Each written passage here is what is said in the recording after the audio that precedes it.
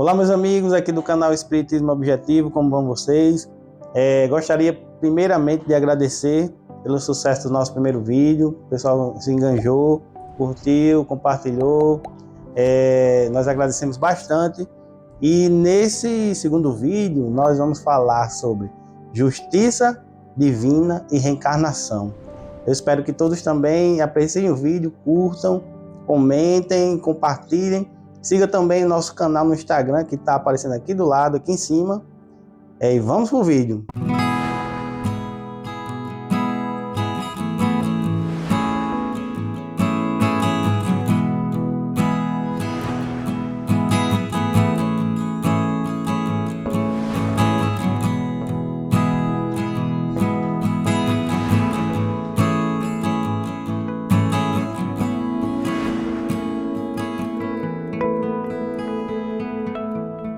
Olá, meus amigos aqui do canal Espiritismo Objetivo, como vão vocês? Hoje nós vamos falar sobre a justiça divina e a reencarnação. Esse assunto super interessante que a doutrina espírita nos explica, nos esclarece, não é? É uma das bases da doutrina espírita, a reencarnação, a evolução do espírito, né? A pluralidade dos mundos habitados. E muitas pessoas ficam com essa dúvida: poxa, como é essa questão da reencarnação? Eu fui uma pessoa, agora eu sou outra, como que é isso, né? E nós vamos tratar desse assunto e onde isso se encaixa com a justiça de Deus, com a lei de Deus, não é isso? Nós encontramos no Antigo Testamento, né, na lei de Moisés, aquela dita olho por olho, dente por dente, ou seja, aquela justiça mais ferrenha, né?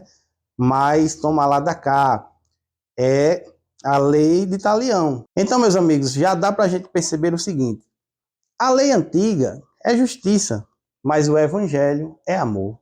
E Jesus vem trazer essa nova compreensão para o planeta Terra.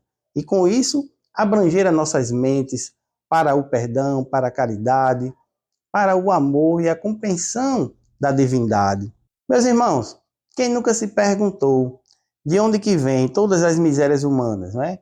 Por que muitos irmãos nossos nascem com deficiência, alguns nascem cegos, outros adquirem doenças, né, terríveis, e a gente fica se questionando: poxa, onde que está aí a justiça de Deus? Por que algumas pessoas sofrem tanto e já nascem com esse sofrimento, com essa carga tão pesada? Muitas das vezes, alguns dos nossos irmãos até se descreem, né, de Deus justamente por não compreenderem essas verdades. Mas a doutrina espírita, ela vem justamente nos clarear a mente, os horizontes, né, para que a gente entenda que tudo há explicação. Basta que a gente procure compreender e entender. E a reencarnação é a chave dessa questão. Meus irmãos, muitos de nossos companheiros de outras religiões acabam querendo descredibilizar a questão da reencarnação, por não compreenderem, né? Ou, às vezes, até por má fé. Mas se a gente for lá na Bíblia, a gente vai encontrar várias passagens falando da reencarnação. Quando a gente vê os próprios judeus, né? Ao qual Jesus nasceu no meio judeu, e quando ele convoca os seus discípulos para pregarem nos 4 cantos lá da Galileia, e quando eles retornam, Jesus pergunta: quem dizem que eu sou? Né? E alguns de seus discípulos dizem: mestre, estão falando que o senhor é Elias. Outros dizem: mestre, estão dizendo que o senhor é Jeremias, ou algum dos profetas. Olha só como eles acreditavam, né? De uma forma diferente, porque na verdade eles acreditavam que a pessoa que morria poderia voltar no corpo de uma pessoa que estava viva. Não era bem da forma da reencarnação que a doutrina espírita explica. Contudo, meus irmãos, nós vamos também em outra passagem, e essa é bem mais clara. Se a gente pegar ali a passagem que chama-se a Transfiguração, nós vamos ver Jesus, primeiramente em conversação com 2 pessoas mortas, né? Também provando aí que é possível a comunicação com os mortos, onde Jesus fala com Moisés e com Elias, ou seja, 2 profetas que já tinham vivido há muitos anos. E quando Jesus está em conversação com eles, os discípulos também conseguem vê-los e falam assim: mestre, o senhor quer que armemos tendas, né, para Moisés e para Elias? Olha só como eles estavam conseguindo, inclusive, ver Moisés e Elias. E passada essa parte, a gente vai ver, em seguida da conversação, os discípulos também questionando Jesus assim: Mestre, por que os escribas dizem que Elias deveria vir preparar o caminho do Senhor? Porque isso está escrito no livro de Jeremias. E Jesus, entendendo o questionamento do discípulo, ele fala o seguinte: Pois eu vos digo, em verdade, que Elias já veio, porém, vocês não o reconheceram. Antes fizeram com ele tudo o que quiseram. Ou seja, Jesus estava falando de João Batista, porque João Batista foi o precursor, né, do Cristo. E quem fala isso é a própria Bíblia. Ela fala o seguinte: após essa passagem, a Bíblia fala assim: então os discípulos entenderam que ele estava falando de João Batista. Outra passagem bem marcante, e essa é a mais contundente, né?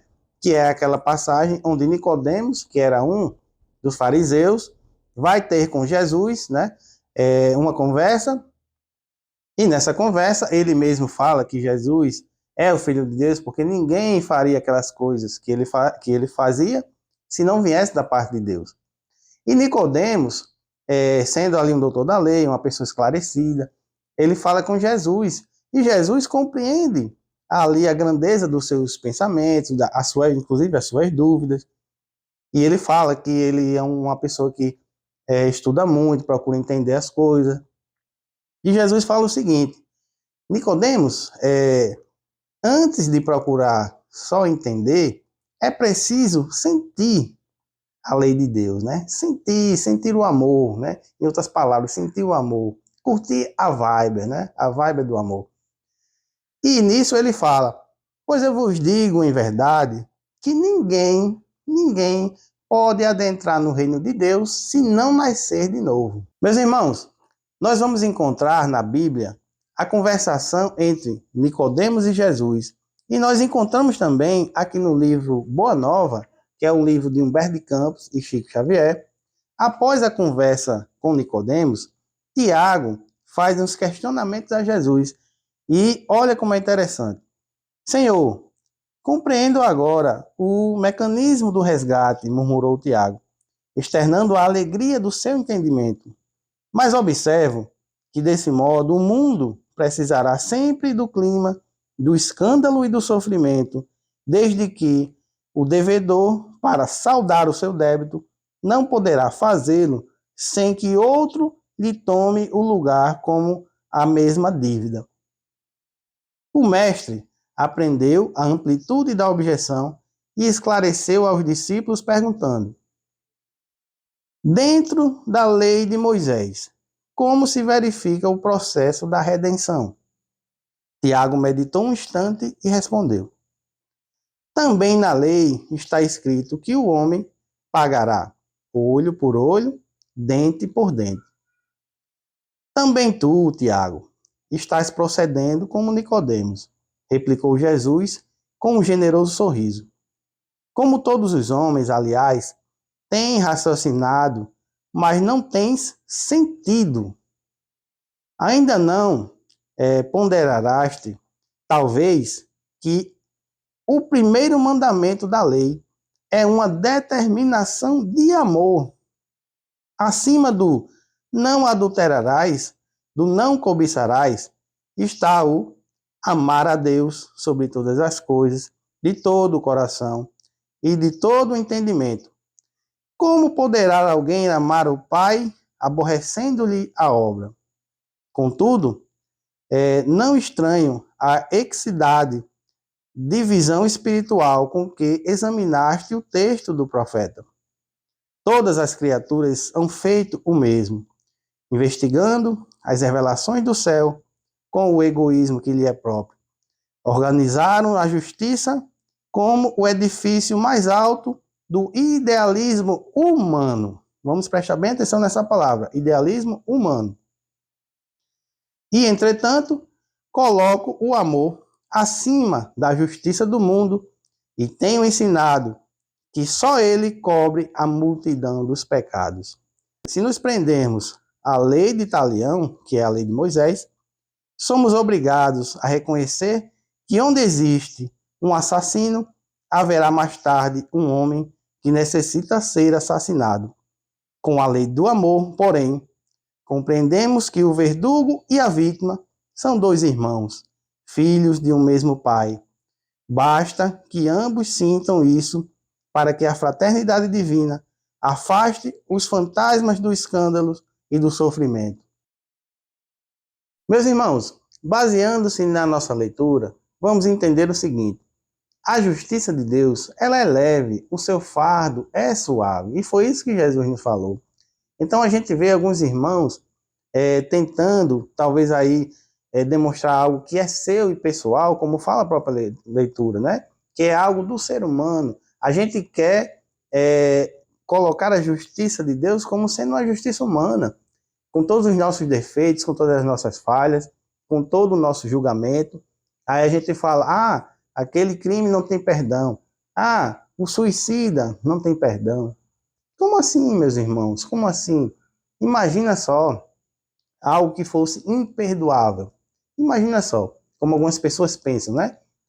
E creio eu que falta raciocinar um pouco, pensar e sentir, como fala Jesus. Às vezes a gente quer ser muito teórico, quer compreender muitas das coisas na parte de leitura, de ensinamento, mas a gente não para sentir, né?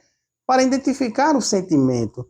Imagina nós chegarmos para uma mãe que teve ali o seu filhinho, que ceifou a sua própria vida, né, através do suicídio, e a gente chega para essa mãe e diz, olha, você nunca mais vai ver o seu filho vai sofrer no fogo do inferno e por toda a eternidade.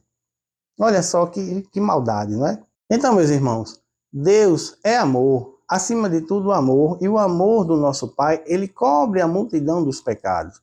A doutrina espírita nos esclarece que nós somos criados simples e ignorantes, e nós vamos progredindo, né? Conforme nós vamos progredindo, certamente, e é natural, que nós erremos, que nós cometamos erros.